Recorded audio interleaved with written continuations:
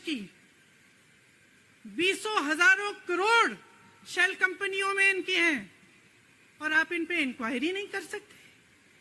ये अडानी है कौन कि आप सब उनका नाम उठते ही बौखला जाते हैं और उनको बचाने में लग जाते हैं।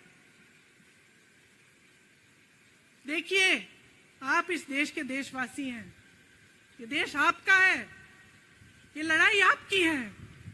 आज तमाम नौजवान बेरोजगार क्यों हैं? हम इश्तिहार तो देख रहे हैं, होर्डिंग देख रहे हैं, मदर ऑफ डेमोक्रेसी लिखा है, कहते हैं कि हमारी अर्थव्यवस्था बहुत तेजी से आगे बढ़ रही है, तो इतने नौजवान बेरोजगार क्यों हैं? तो जहां जहां हम जाते हैं बेरोजगार नौजवान क्यों दिखते हैं? इतनी महंगाई क्यों है? इतनी महंगाई क्यों है? क्या आप इतने बड़े काम कर सकते हो लेकिन एक गैस सिलेंडर का दाम कम नहीं कर सकते? आप छोटे व्यापारियों की मदद नहीं कर सकते? आप रोजगार नहीं बनवा सकते? तो फिर आपकी सरकार किस काम की है? लोगों को दबाने के लिए है या अडानी जी को आगे बढ़ाने के लिए है? तो आज ये समय आ गया है कि हमें गंभीरता से सोचना पड़ेगा। ये सरकार पूरी कोशिश करती है कि आपका ध्यान भटकाया जाए। अब आप सोचिए, कन्याकुमारी से कश्मीर तक एक आदमी चला, उसके साथ लाखों लोग चले। क्या पैगाम लेके चला? किस लिए चला? उसके दिल में क्या भावना थी कि लाखों लोग देश भर से उससे जुड़ के चले? समता, एकता की भावना थी। आज आपके सारी मीडिया, आपके सारे मंत्री, आपके सारे सांसद, आपके सारे कार्यकर्ता कह रहे हैं कि राहुल जी ने विदेश जाकर देश का अपमान किया, राहुल जी ने एक वर्ग का अपमान किया। क्या एक आदमी जो कन्याकुमारी से लेकर 5000 किलोमीटर कश्मीर तक चल के ये रोज रोज कहता है कि इस देश को एक होना चाहिए, सबको समान दृष्टि से देखना चाहिए, क्या ये आदमी देश का अपमान कर सकता है? क्या ये आदमी एक वर्ग का अपमान कर सकता है? तो ये आदमी क्या कर रहा है? ये आपकी आवाज उठा रहा है। ये क्या कह रहा है? कह रहा है कि गरीबों को अपना हक दो, नौजवानों को अपना हक दो, महिलाओं को अपना हक दो। यही तो कह रहा है। और हक क्या है?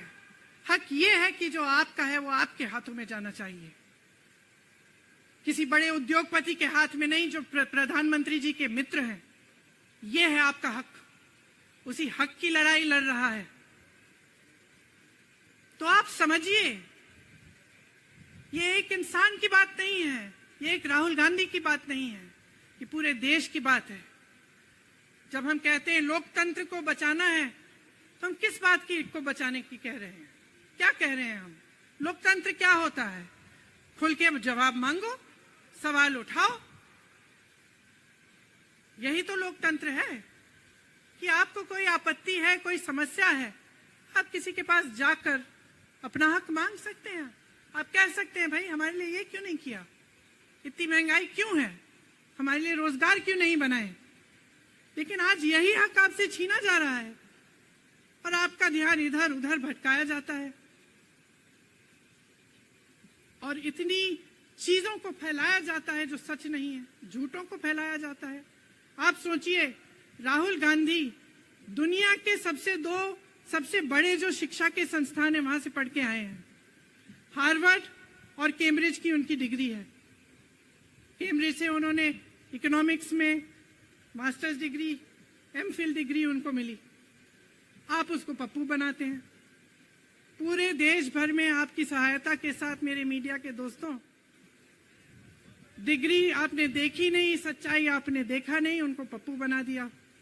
फिर पता चला कि ये पप्पू तो यात्रा में निकल आया और पता चला कि ये तो पप्पू है ही नहीं।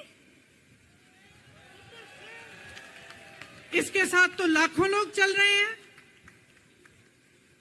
ये ईमानदार भी है,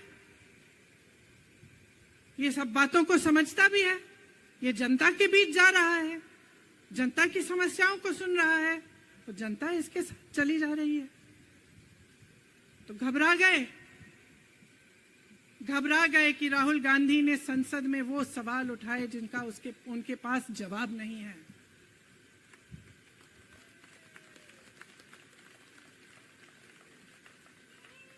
क्या किया सुन लीजिए। एक तरफ से हंसी भी आती है कि एक आदमी को रोकने के लिए इतना सारा करना पड़ा। जिस आदमी ने राहुल जी के खिलाफ सूरत में कंप्लेंट लगाई, आपको मालूम है कि पिछले साल उसने खुद कचहरी में जाके बोला इस पे आप स्टे लगा दीजिए। 1 साल के लिए अपने ही केस पे स्टे लगवाया। फिर वापस कब गए केस खुलवाने के लिए? राहुल गांधी के संसद में अडानी पे के भाषण देने के 1 हफ्ते बाद। 1 हफ्ते बाद वो आदमी वापस जाता है, कहता है केस खोल दी, सुन लीजिए अब हम तैयार हैं। 1 महीने के अंदर अंदर जज कह देते हैं कि राहुल गांधी को 2 साल की सजा मिलेगी। आपने देखा इस देश में कितने केस हैं कि जेल में 10 साल के लिए पड़े रहते हैं, उनकी सुनवाई नहीं होती। ये तो सुनवाई भी फट से हो गई, जजमेंट भी फट से हो गई, सजा भी फट से हो गई। और आपने कह दिया अगले दिन कि 8 सालों के लिए ये चुनाव नहीं लड़ सकते, संसद से बाहर कर देंगे इनको। वाह वाह वाह वाह वाह वाह, बहुत धैर्य है आप में। अरे कायर है इस देश का प्रधानमंत्री। लगा दो केस मुझ पर, लगा दो केस मुझ पर, जेल ले जाओ मुझे भी, लेकिन सच्चाई ये है कि इस देश का प्रधानमंत्री कायर है।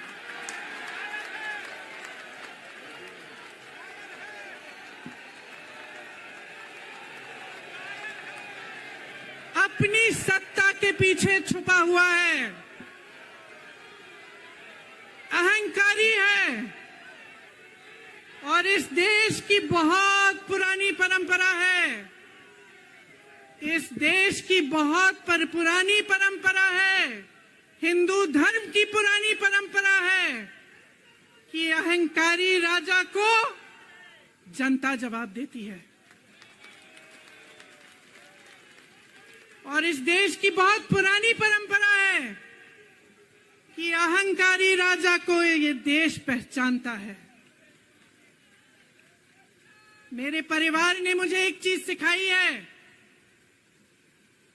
कि ये देश दिल से बोलता है और दिल से सुनता है। ये देश सच्चाई को पहचानता है। और मैं जानती हूं कि आज वो दिन है जब से सारा कुछ बदलने लगेगा।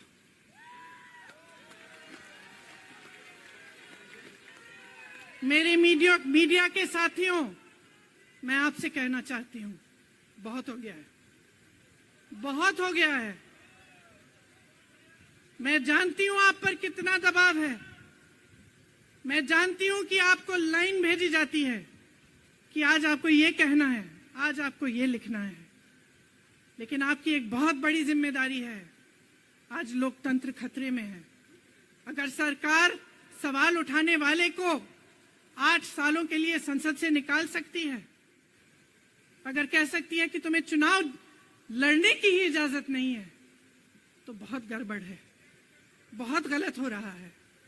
और ये लोकतंत्र के लिए ठीक नहीं है, ये इस देश के लिए ठीक नहीं है।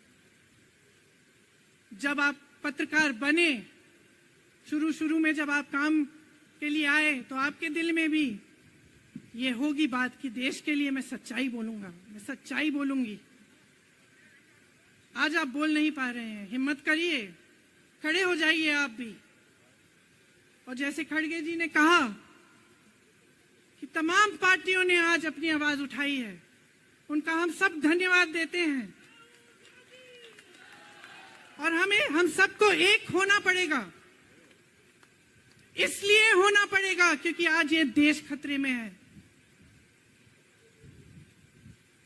आज इस देश की सारी संपत्ति एक आदमी को सौंपी जा रही है और उस आदमी को बचाने के लिए पूरी सरकार खड़ी हो जाती है। बहुत गलत हो रहा है। अगर आज मेरे भाइयों और बहनों आप इसको पहचान नहीं पाएंगे तो इस देश को बहुत खतरे में डाल देंगे। इसीलिए यहां खड़े हुए महात्मा गांधी जी की समाधि के कुछ ही गज दूर खड़े हुए मैं आपको याद दिलाती हूं कि कितनों ने इस देश के लिए अपना खून बहाया है, कितनों ने इस देश की धरती, इस देश की आजादी के लिए अपना खून बहाया है। ये अफसर हैं यहाँ तैनात खड़े हैं, इसी तरह से इनके भाई सरहद पे खड़े होते हैं हमारे लिए, आज भी अपना खून बहा रहे हैं। क्या इसके लिए? क्या अडानी जी के लिए? कि अपने देश के किसान के लिए, अपने देश के गरीब के लिए, अपने देश के छोटे व्यापारियों के लिए, महिलाओं के लिए, अपने बच्चों के भविष्य के लिए हम सब अपनी जान देने के लिए तैयार हैं। तो मैं आपसे आग्रह करती हूं मेरे देशवासियों, आंखें खोल लो, समय आ गया है, डरो मत। राहुल गांधी के शब्दों में डरो मत, इनका सामना करने का समय आ गया है। एकजुट हो जाओ, सामना करो, इस देश की सच्चाई को उभारो, इस देश की एकता को बनाए रखो और इस देश को आगे बढ़ाओ। जय हिंद, जय हिंद, जय हिंद।